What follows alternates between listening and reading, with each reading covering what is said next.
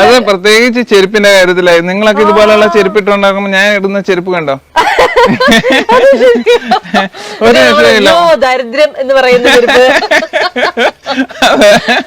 അല്ല അതെന്താ കിട്ടൂല, കിട്ടൂല, ചെരുപ്പ് കിട്ടൂല. ഞാൻ പിന്നെ ചില ചേർത്തലയില് ഒരു കടയുണ്ട്, അവിടെ ഉണ്ടാക്കിയോ ചെയ്യണേ. അത് പൊട്ടിപ്പോയി കഴിഞ്ഞാൽ വലിയ പാടാണ് ഇപ്പം. കാരണം ആ പയ്യൻ ഇത്തിരി ആക്സിഡന്റ് പറ്റി അവൻ ഇരിക്കണോണ്ട് ഇപ്പൊ ഉണ്ടാക്കി തരാൻ രക്ഷയില്ല. അതുകൊണ്ട് ഈ ചെരുപ്പിട്ടുകൊണ്ട് നടക്കണേ.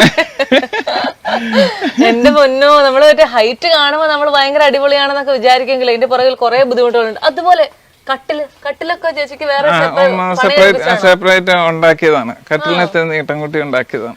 എല്ലാം ഇങ്ങനെ എനിക്ക് വേണ്ടി മാത്രം. ചേച്ചി നമുക്ക് സന്തോഷിക്കാം, നമുക്ക് എല്ലാത്തിനും യുണീക്ക് ആയിട്ടുള്ള സാധനങ്ങളുണ്ട്, ചേച്ചിക്ക് മാത്രമുള്ള സാധനങ്ങളുണ്ട്, വേറെ ആർക്കും പറ്റില്ല. ചേച്ചി മാരീഡ് ആണ്, ഒരു മോനുണ്ട്, ഞങ്ങളിവിടെ കണ്ട്, അതുകൊണ്ട് സേഫ് ആണ്. എന്നാലും കല്യാണം എന്നൊക്കെ ആലോചിച്ച് തുടങ്ങിയ സമയത്തൊക്കെ വീട്ടുകാർക്കൊക്കെ ഭയങ്കര ടെൻഷനായിരുന്നു. അതുണ്ടായിരുന്നു. പിന്നെ ഉള്ളതെന്ന് വെച്ചാൽ എന്റെ കൂടെ പഠിച്ചവരുടെയൊക്കെ കല്യാണവും കഴിഞ്ഞ് അവരുടെ പിള്ളേരൊക്കെ കല്യാണം കഴിച്ചു വിടാറായിട്ടുണ്ട്. അപ്പം അല്ല, പലരെയും ഞാൻ വൈക്കത്തമ്പലത്തിൽ വെച്ച് കാണുമ്പോ എന്നോട് ചോദിക്കും മോനെ എത്രയില്ല, ഞാൻ പറഞ്ഞ 6. അപ്പൊ അത്ര ആയുള്ളോ? ഞാൻ നിങ്ങളോട് ആര് പറഞ്ഞു ചാടിക്കറി കല്യാണം കഴിക്കാന്ന് ചോദിക്കും. ചേച്ചി കല്യാണം ആവാനായിട്ട് ഒത്തിരി ലേറ്റ് ആയി. കാരണം ഹൈറ്റ് ഉള്ള ഒരാളെ കിട്ടാനുള്ള ബുദ്ധിമുട്ട് കൊണ്ട് നമ്മൾ നിന്നതാണ്. അപ്പം ഇപ്പം കല്യാണം കഴിച്ചിട്ട് ആളിന് സെയിം ഹൈറ്റ് ആണ്. ആള് ഇവിടെ ഇല്ല, ഗൾഫിലാണ്. എങ്ങനെ കണ്ടുപിടിച്ച അങ്ങനെ ഒരാളെ? അത് ഈ മാട്രിമോണിയൽ വഴി കണ്ടതാണ്. നമ്മള് കുറെ കാലം പക്ഷെ കഷ്ടപ്പെടേണ്ടി വന്നു. അല്ല, ശരിക്കും പറഞ്ഞു കഴിഞ്ഞാല് ഞാൻ ഈ കല്യാണം കഴിക്കുന്നതിന് മുമ്പ് ഞാൻ ഈ ടൂർണമെന്റ് അസോസിയേഷനകത്ത് മെമ്പർഷിപ്പ് എടുത്താണ്. അത് കല്യാണം കഴിക്കാൻ വേണ്ടിട്ടല്ല, എനിക്ക് സംശയമുണ്ട്. അത് സംശയം പറയാതിരിക്കാൻ വേണ്ടി അഡ്വാൻസ് ആയിട്ട് അങ്ങ് പറഞ്ഞത്. അപ്പം അവിടെ മെമ്പർഷിപ്പ് എടുത്തതിന് ശേഷം പൊക്കമുള്ള ഒറ്റ എണ്ണം തന്നെ ഞാൻ കണ്ടില്ല. ഇത് കഴിഞ്ഞ് എന്റെ കല്യാണം കഴിഞ്ഞപ്പോ ഇഷ്ടംപോലെ കാണുന്നുണ്ട്.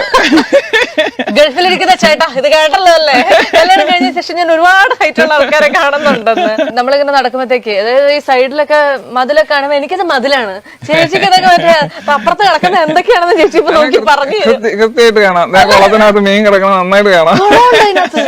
മീനുണ്ട്, കുളത്തിനകത്ത് മീൻ കിടക്കണം. ഇതാണ് ഇവിടുത്തെ അവസ്ഥ. ചേച്ചി ഇവിടെ ചേച്ചിക്ക് ഇതെനിക്കും തൊടാൻ പറ്റും. ഇതൊക്കെ നല്ല ഈസി ആയിട്ട് പിടിക്കാം. ഇതൊന്ന് പിടിക്കാവോ? ഇതൊന്ന് തൊടാവോ? ചാടി പിടിക്കണം. എനിക്ക് വെറുതെ നിസ്സാരം ആണ്. അല്ല, ഈ നമ്മളിങ്ങനെ ചേച്ചി അഡ്വക്കേറ്റ് ആയിട്ട് പ്രാക്ടീസ് ചെയ്യുന്ന ആളായതുകൊണ്ട് ഈ ജഡ്ജിന്റെ ഒക്കെ അടുത്ത് ചെല്ലുമ്പോഴത്തേക്ക് ഹൈറ്റ് ഒരു വിഷയം ആവാറുണ്ട്? ഇല്ല. അങ്ങനെ അവിടെ ഇല്ല, അങ്ങനെ ഹൈറ്റിന്റെ പ്രശ്നമില്ല. കാരണം ജഡ്ജിമാര് മുകളിലായിരിക്കണേ, ഞങ്ങള് താഴെ നിന്നുകൊണ്ടാണ് സംസാരിക്കണേ. അങ്ങനെ ഒരു പ്രശ്നമില്ല. പക്ഷെ ഇതിനകത്ത് വേറൊരു ഗുണം എന്താന്ന് വെച്ചാല് എവിടെ ചെന്നാലും എന്നെ അറിയാം.